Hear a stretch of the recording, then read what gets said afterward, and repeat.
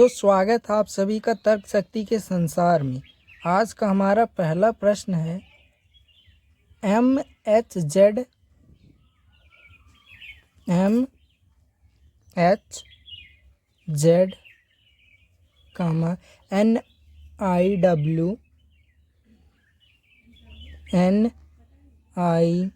NIW OKT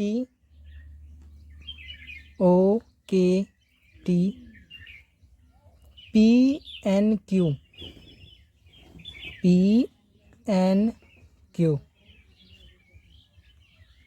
प्रश्नवाचक चिन्ह। हमारा पहला विकल्प है RRN, दूसरा विकल्प है QRN, तीसरा विकल्प है QRM,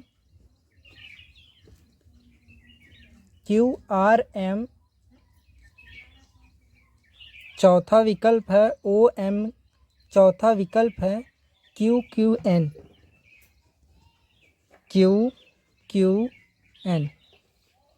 महत्वपूर्ण प्रश्न है और KVS LDC 2015 में पूछा गया प्रश्न है। KVS LDC 2015 में पूछा गया प्रश्न है।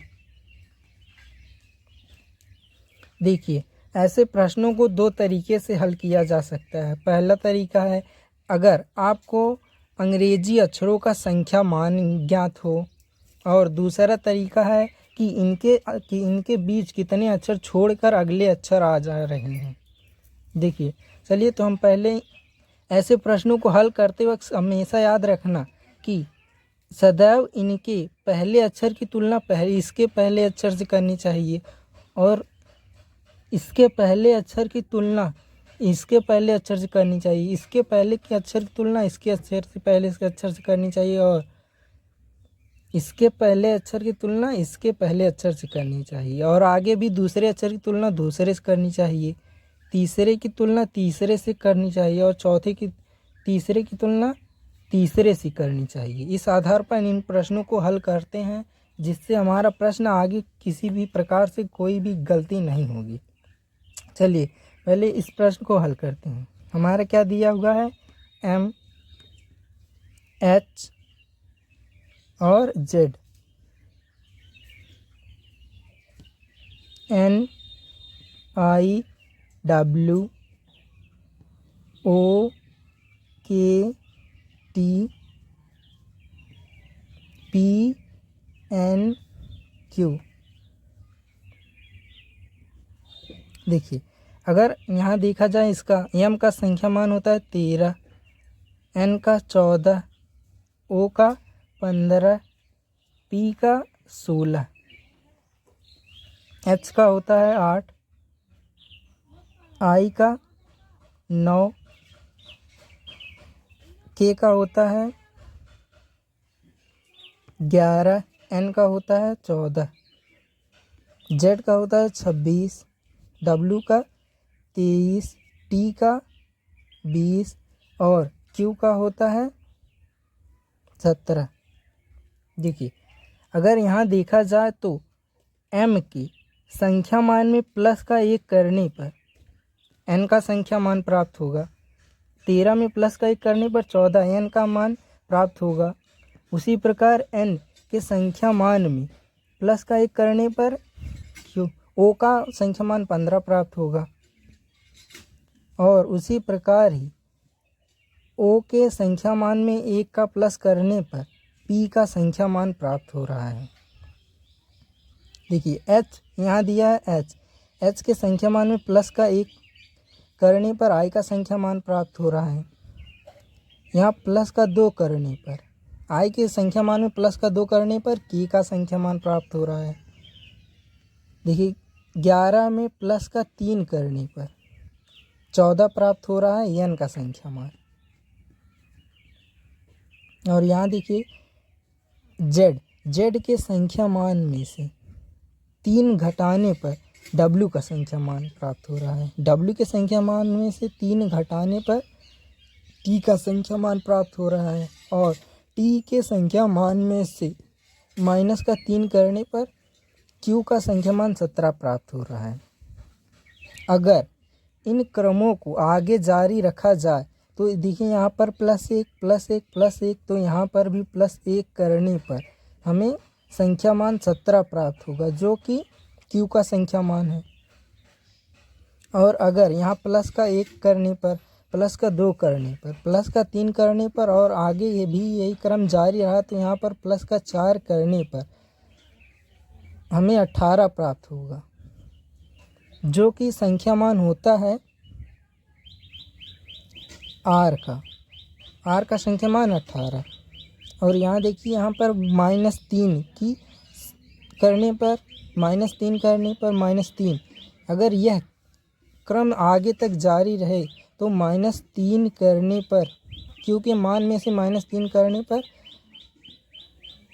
संख्या मान 14 प्राप्त होगा जो कि n का संख्या मान है। अतः हमारा यह उत्तर प्राप्त होगा QRN, जो कि हमारा उत्तर विकल्प 2 है। अतः इस प्रश्न का सही उत्तर हमारा उत्तर विकल्प 2 होगा।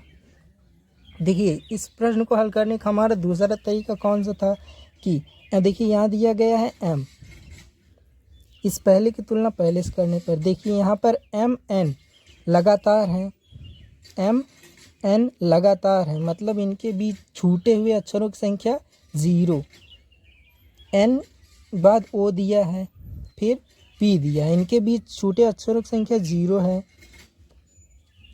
और इनके बीच भी छूटे हुए अक्षरों की संख्या 0 है। O के बाद P आता है, P के बाद Q आएगा क्योंकि इनके भी बीच छूटे अक्षरों की संख्या 0 होगी।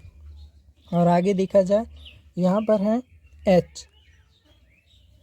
H के बीच एक, देखिए H के बीच 0 अक्षर छोड़ने पर हमें क्या प्राप्त होगा, I।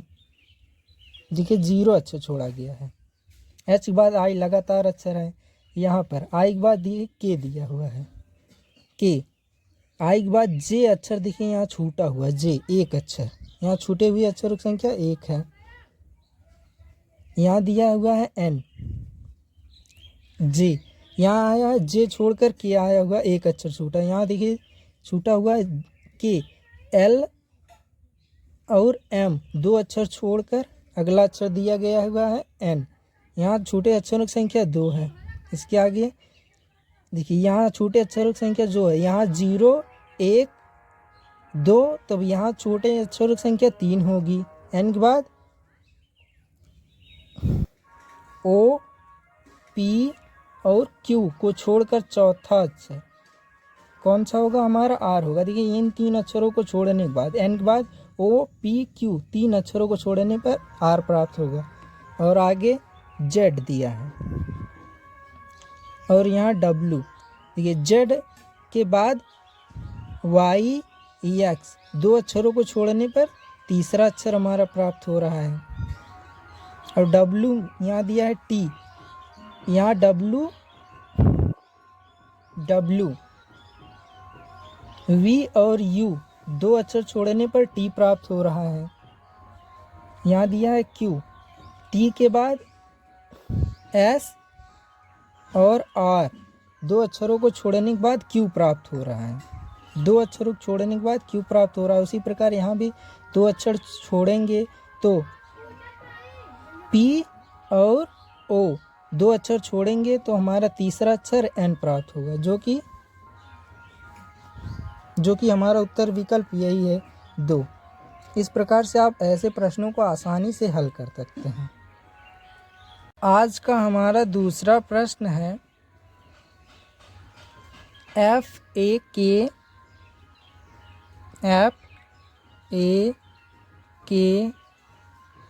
IEM LIO और प्रश्नवाचक चिन्ह। हमारा पहला विकल्प है OPQ, दूसरा विकल्प है NOP, तीसरा विकल्प है MNO, और चौथा विकल्प है OMQ। यह प्रश्न भी महत्वपूर्ण है और SSC CGL 2015 में पूछा गया प्रश्न है।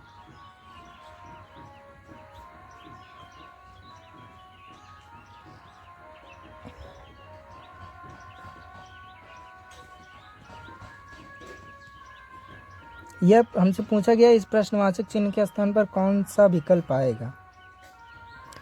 यह प्रश्न भी पहले के जैसा और इसे भी पहले के जैसे ही हल करना है। चलिए इस प्रश्न को आप हल करिए और हमें कमेंट बॉक्स में बताइए कौन सा विकल्प इस प्रश्न का सही उत्तर है। क्या उत्तर विकल्प 1 इस प्रश्न का सही उत्तर है या फिर उत्तर विकल्प 2, उत्तर विकल्प 3 इस प्रश्न का सही उत्तर है या फिर उत्तर विकल्प 4।